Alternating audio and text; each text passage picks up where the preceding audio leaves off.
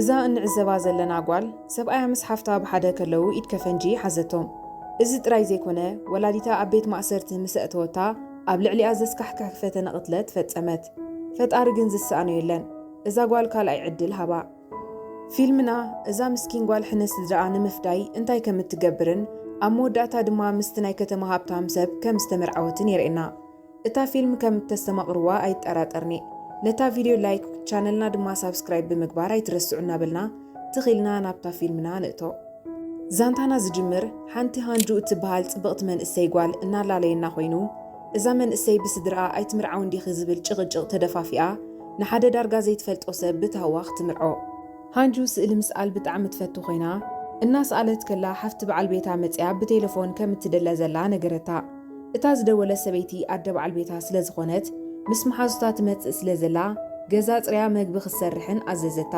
ሃንጁ ብኡ ተስቲኣ ገዛ ምጽራይን መግቢ ምብሳልን ጀመረት ሃንጁ ከም ዝተባሃለቶ እኳ እንተገበረት እንተኾነ ግን ኣደ በዓል ቤታ ግን መግቢ ክጥዑም ኣይኮነን ኢላ ወቐሰታ ሃንጁ ድማ ብትሕትና የቕሬታ ድሕሪ ምሕታታ ካብ ገዛ ወፂኣ ናብ ስድራኣ ጉዕዞ ጀመረት ኣብ መንገዲ ንሰብኣያ ቴሌፎን ምስ ደወለትሉ ንሱ ግን ኣብ ናይ ሓፍታ ናይ ስእሊ ቤተ መዘክር ስለ ዝነበረ ቴሌፎኑ ከልዓላ ተረፈ ሃንጁ ናብ ገዛ ምስ በጽሐት ኣብኡ ሰብ ስለ ዘይረኸበት ሰንቢዳ ናብ ናይ ኣዲኣ ዋርድያ ምስ ደወለት ንሱ ድማ ኩሉ ሰብ ናብ ናይ ስእሊ ቤተ መዘክር ሓፍታ ክበጽሑ ከም ዝኸዱን ኣብታ ለይቲ እቲኣ ድማ ናይ ድራር ግብጃ ከም ዘሎን ነገራ ዋርድያ ናይ ኣዲኣ ቀጺሉ ትመጽእ እንተኾይና ነቲ ኣብ ሳጹን ዝረስዖ ሰነድ ከተምጻሉ ሓተታ ኣዲ ሃንጁ ኣዝያ ጨካን ሰብ ኮይና ነቶም ኣብቲ ቤተ መዘክር ዘለው ሰራሕተኛታት ስርሖም ብጽቡቕ እንተዘይሰሪሖም ክባረሩ እዮም ብምባል ኣባሳጨወቶም ሃንጁ ናብቲ ቤተ መዘክር እናመጸት ንሰብኣያ ነገና ብቴሌፎን ምስ ደወለትሉ ንሱ ድማ ንዓኣ ከየማኸረ ስራሕ ከም ዘቋረጸ ነገራ ሃንጁ ብባህሪ በዓል ቤታ ተገሪማ ናብቲ ቤተ መዘክር እናኣተወት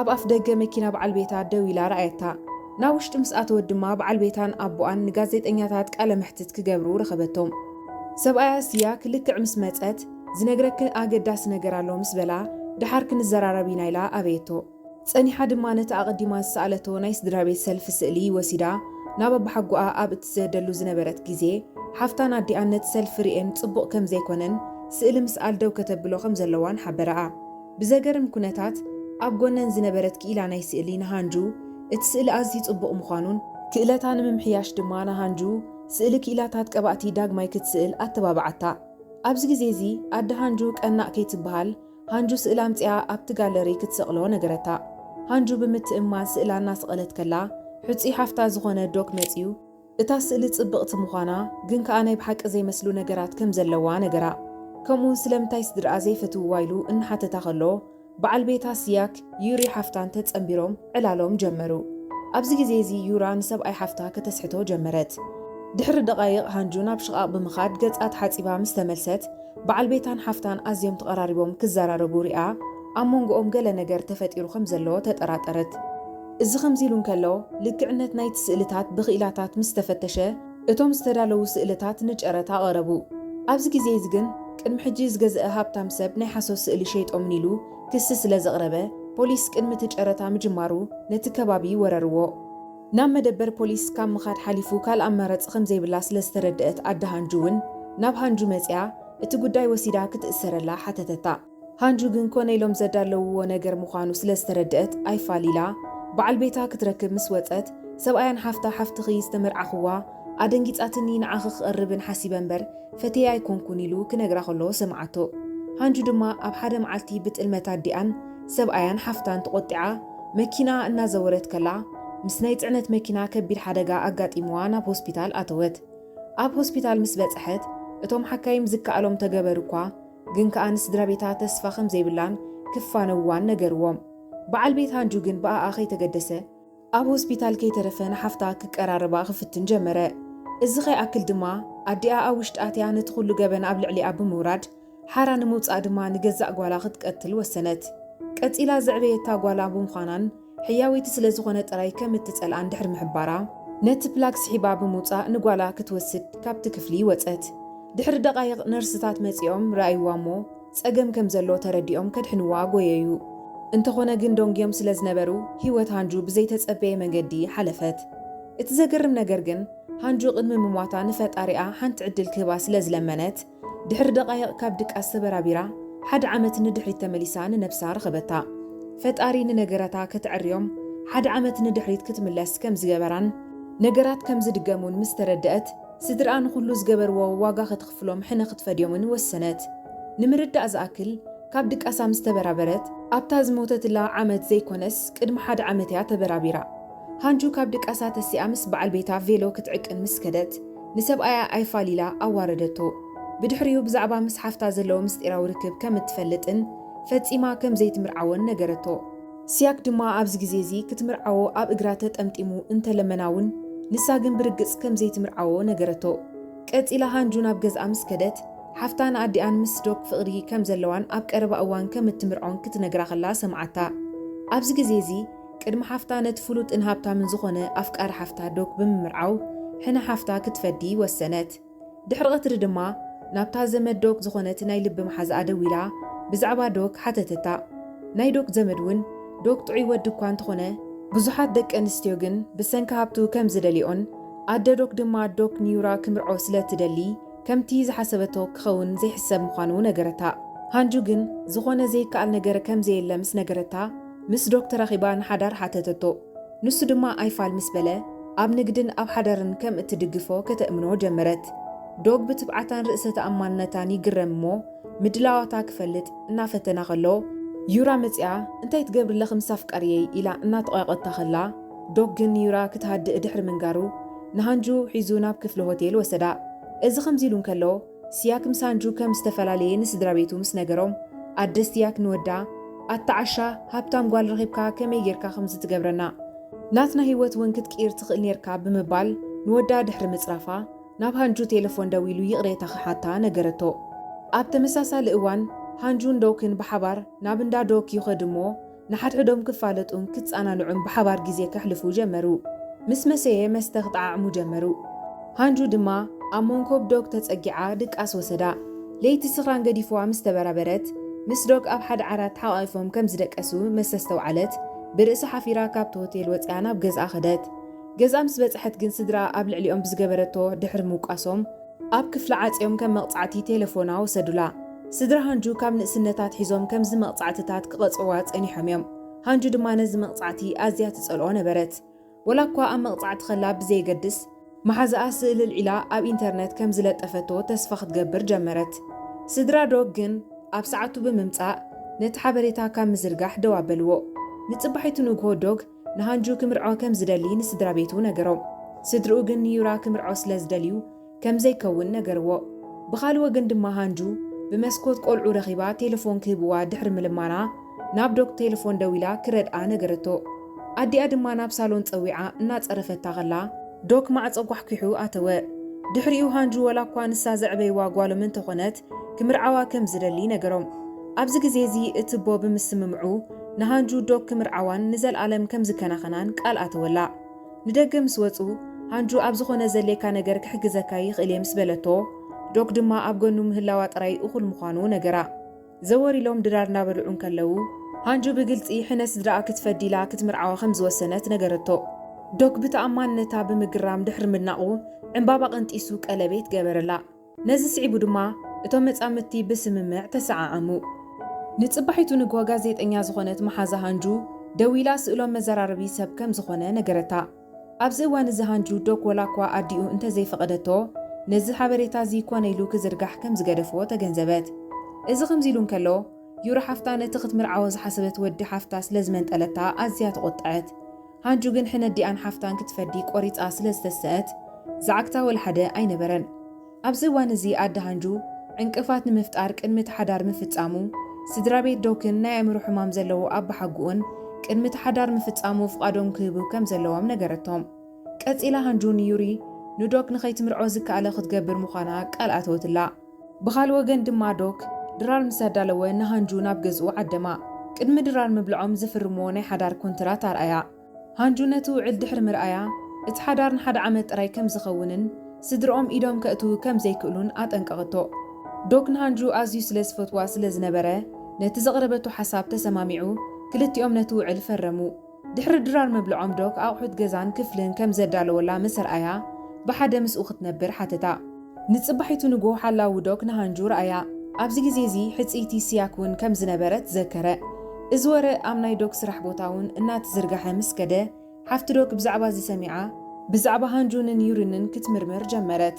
ብዝገበረቶ ምርመራ ሃንጁ ጥዒቲ ጓል ከም ዝኾነትን ኣብ ጎኒ ሓዋ ደው ክትብል ትኽእል ጓል ኣንስተይቲ ምዃና ኣረጋገፀት።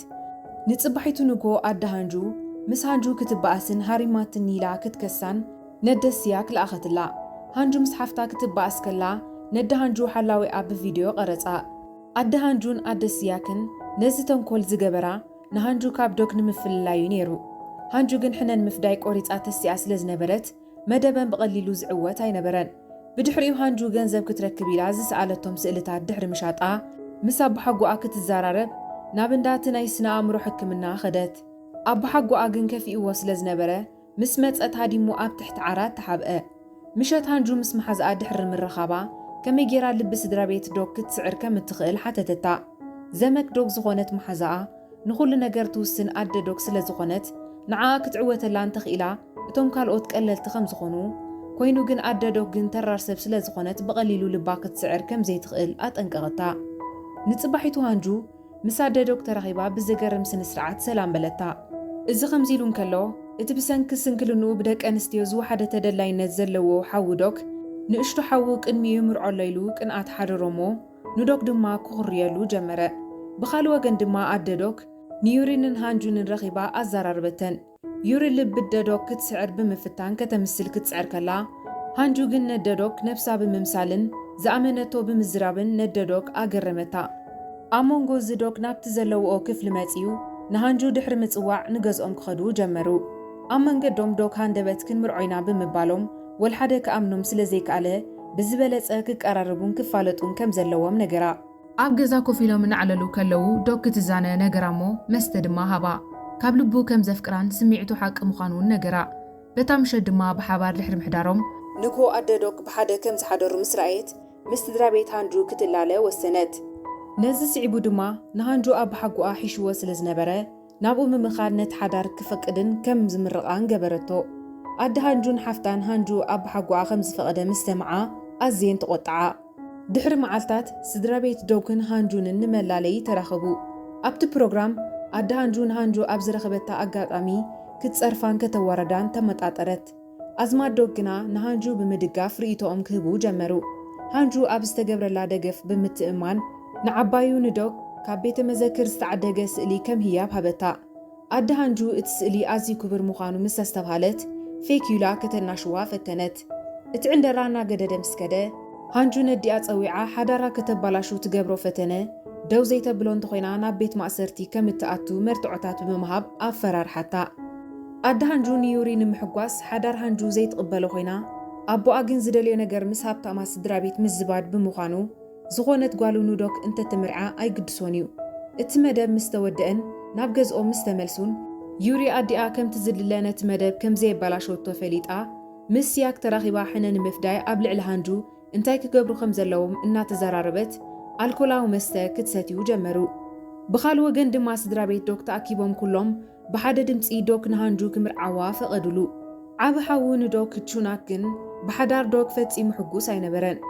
ምሸት ሃንጁ ምስ መሓዝኣ ተረኺባ ልቢ ኣደ ዶክ ትስዕር ከም ዘላን ዶክ ኣብ ቀረባ እዋን ናብቲ ናይ ስድራ ቤት ትካል ከም ዝምለስን ትነግራ። ዶክ ናይ ባዕሉ ናይ ኢንተርየር ዲዛይን ትካል ክውንን ከሎ ኣዲኡ ድማ ነቲ ሓዊ ዘካይዶ ናይ ስድራ ቤት ናይ ህንፃ ትካል ከካይድ ትደሊ ነበረት።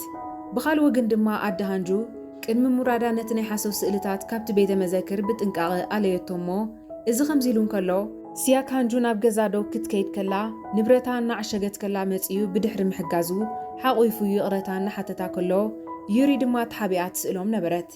ስያክ ድማ ቅድሚ ምኻዱ ንዶክ ክትምርምሮን ዶክ ንገንዘብ ኢሉ ገዛ ሓዊ ክቐትሎ ከም ዝፈተነን ይነግራ።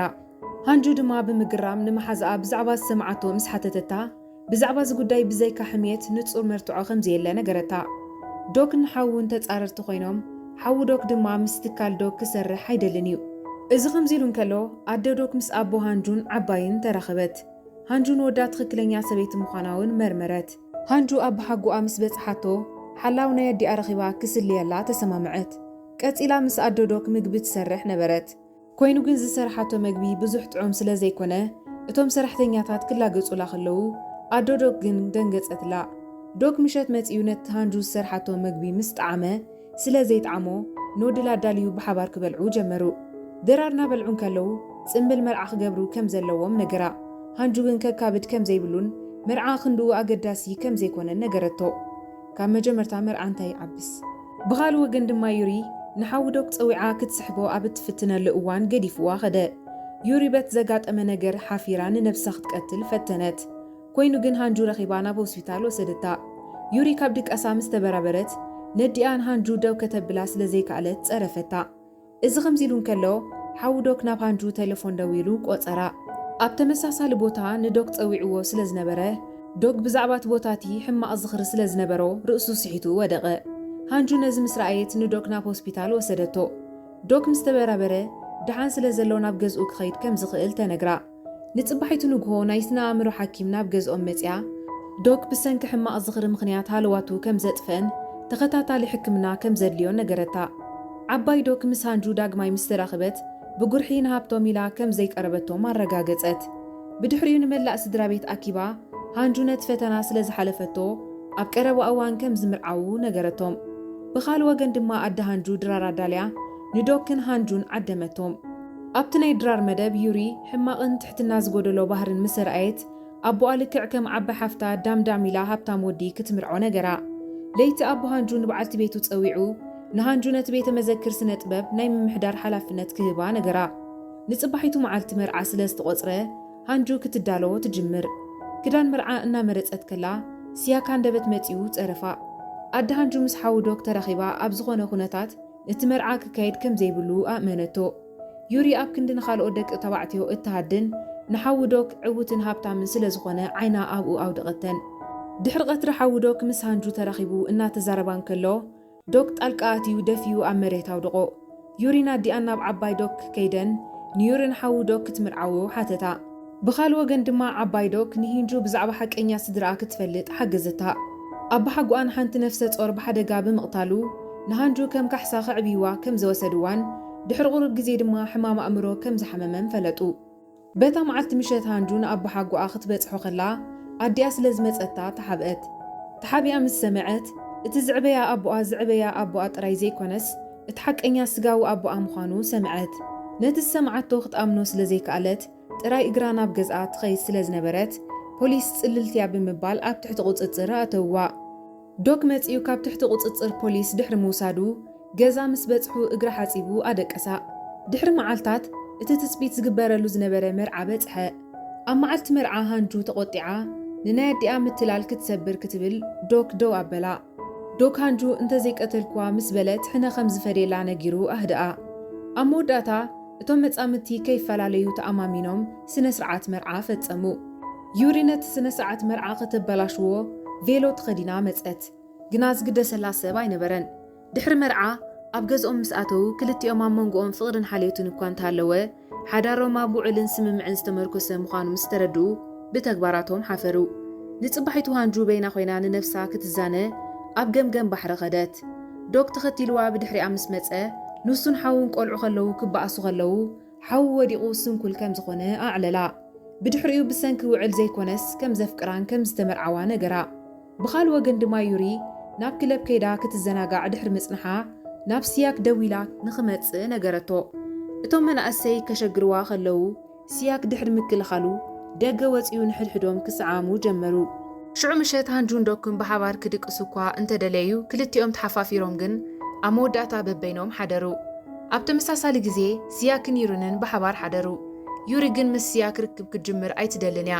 ምኽንያቱ ንሓዊ ዶክ ክትምርዓዊ መደብ ስለ ዘለዋ። ንግሆ ዶክን ሃንጁን ኣብ ገምገም ባሕሪ ወክ ክገብሩ ጀመሩ።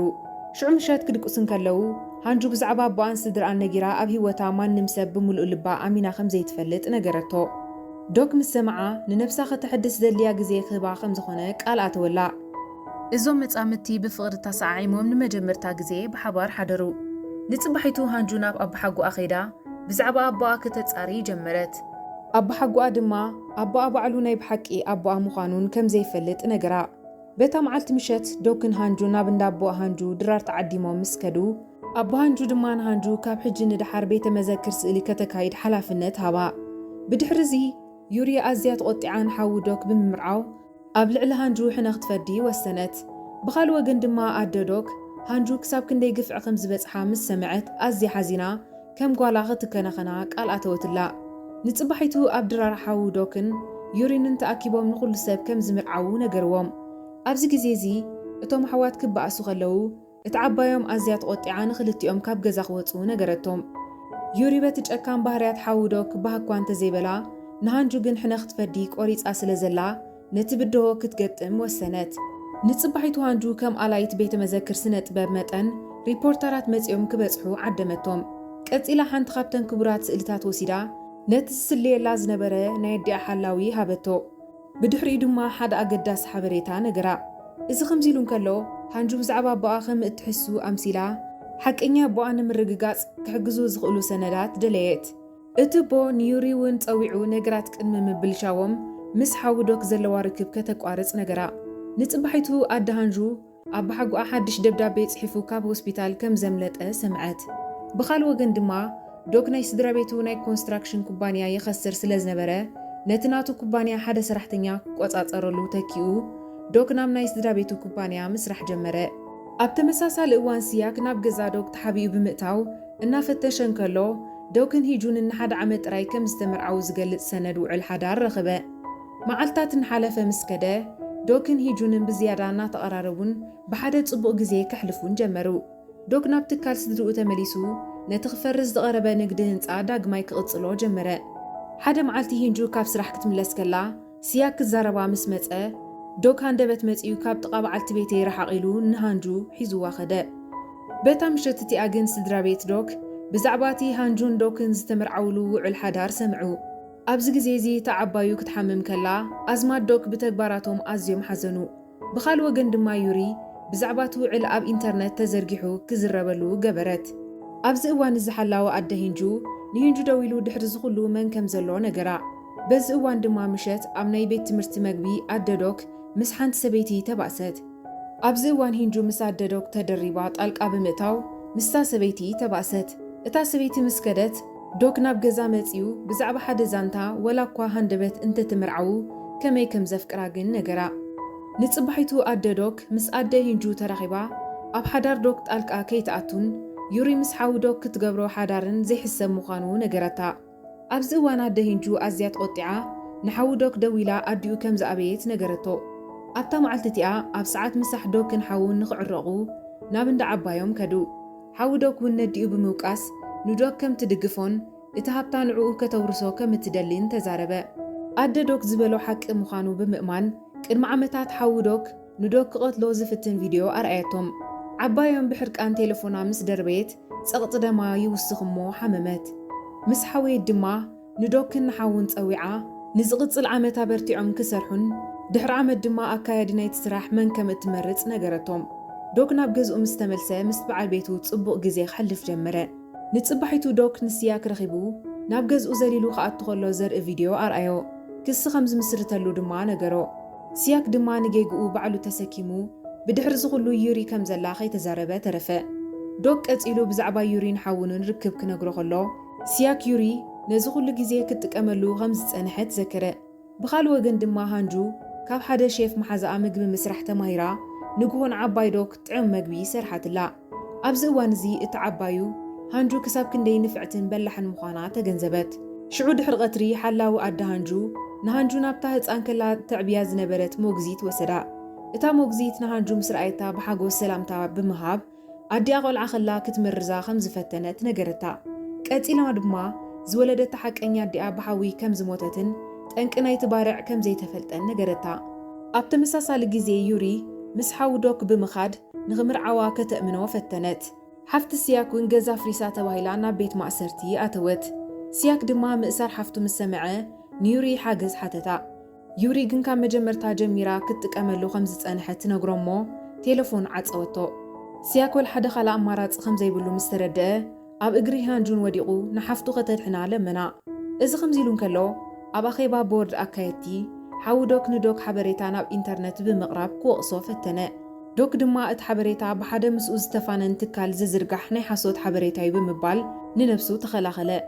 ዓባይ ዶክ ድማ እንታይ ከም ዘጋጠመ ምስ ሰምዐት ندن حفتن هانجون بتسألما كتكسن وسنت يوري كم زي تفلت أمسيلا يغريتا ختحتت مسفتنت كل سب عشاخد ليلهم مئمان أبيوا أبزوان زي تاريخنا أبو هنجو تكالو أم مفراس شاف اتتكال كم زبتحن اتأبو وقع لب خمزة قات أمون أب هوسبيتال كم زأتوان يرئينا أبز جزيزي أده هنجو أبو هنجو متالليت كم زغنتن كابا بحقو أدما أتاليلا بتسحيت كم زوسدتنا أمينا كساب زحشو نتتكال كتم حدرو حتى تتو أبو هنجو نبعالت بيتو يأمنا مو نتتكال كتكايد فقدلا أبتا مساسا لأوان هنجو نابا بحقو أخيرا اتغتال السقاو أدي أزغونا كتمرمر جمرت بزقبرتو مرمرا اتازع بيت تأدي دحر تقبن مخانا الرقاقزت شعو دحر حجي محباء كم زيد اللي بموسان نابو بقى بمخاد نايب حق أقوالو مخانا بمرقاقز كل نجر قلت أتلو بخالو قندما حلاو أدي هنجو مسدوكن هنجون زيادة يسرحمو نتادة أبيت مأسرتين خط دربك قالسو جمرو أبتا مساسا لجيزي اتادة أبو هنجو كاب هوسبيتال نابجز أبو موساد كأسيلا خط قتلو السنة بدحريو نيوري نتبيت مذاكر سنة باب كتم محادر سلطان هابتا يوري عود تخوينا حنا أزفديت مسيلوا سياك متيو كزاربا مسفتنا دحر حجي أبطغا أخيك قرب نقرتو أبتا معلت مشت دوك حويسكا هنجونن محازتو من تأكيبهم درار كبالعون كزانيون وسنو دوك سرح زبزحو بارت زيفتو خينو نبعلت بيتو كبلجن كتنبروم تسمامعه أبت بارتنا تزناقعون كاللو أده هنجونة تتكال بقوا منت كام مسرح دون مبال مدبات كوتسو جمرو قداماي كفال فيلمنا أبزيو زودا كالاي كفال كسرح لكم مستدليو أبوتاناي كومنت أفلوتونا